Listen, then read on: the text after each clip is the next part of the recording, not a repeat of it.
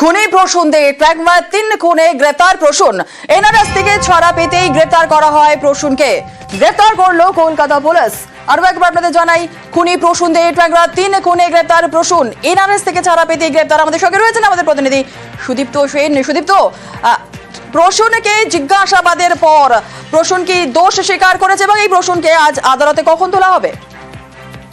দেখো সুনেলা, একদমই তাই। গতকাল সোমবার এনআরএস হাসপাতাল থেকে ছাড়া পাওয়ার পরই কিন্তু তাকে গ্রেফতার করে ট্যাংরা থানার পুলিশ এবং প্রসূন দে অর্থাৎ দেবাড়ির ছোট ছেলে এবং সেই দেবাড়ির ছোট ছেলে প্রসূন দে তিনি যেমনটা স্বীকার করে নিয়েছিলেন যে তার বৌদি সুদেশনা দে এবং তার স্ত্রী রমি দে এবং সেই সঙ্গে তার মেয়ে, তার কিশোরী নাবালিকা, তাকে তিনি খুন করেছেন, অর্থাৎ দুজনের খুন তিনি নিজেরাই করেছেন এমনটা তিনি স্বীকার করেছিলেন এবং তারপরেই তাকে কিন্তু গ্রেফতার করা হয়েছে।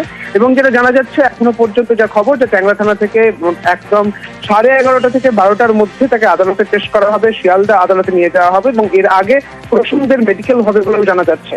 জুনেলা, একেবারেই সুদীপ্ত, সঙ্গে থাকো।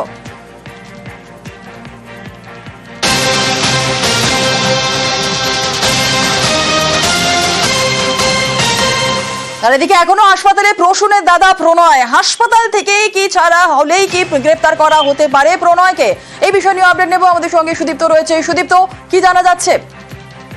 দেখো, একদমই এই প্রসূনকে যেরকম ভাবে গতকাল গ্রেফতার করা হয়েছে হাসপাতাল থেকে ছাড়া পাওয়ার পরই এবং বেশ কিছু তথ্য প্রমাণ যা গরমিল মনে হয়েছে পুলিশের। যেমন এই প্রসূন যেমনটা বলেছিলেন যে আমি খুন করেছি বৌদি এবং স্ত্রীকে, এবং সেই সঙ্গে এটাও পুলিশ দেখে নিতে চাইছে শুধু কি প্রসূন নাকি প্রণয়ও এর সঙ্গে জড়িত রয়েছে। কারণ তার দাদা শুধুমাত্র নির্দেশ দিলেন এবং প্রসূন তা মেনে চললেন এবং তিনি খুন করলেন, এটাই কি ঘটেছে নাকি এর পেছনে দুজনেরই হাত রয়েছে। অর্থাৎ যে সংসার তৈরি হয়েছিল যে এবং এই ট্যাংরা এলাকার একেবারে সম্ভ্রান্ত পরিবার সজ্জন হিসেবে তারা পরিচিত, শুধু কি আর্থিক অনটন এর পেছনে কারণ রয়েছে নাকি এর পেছনে আরো অন্য কোনো কারণ থাকতে পারে।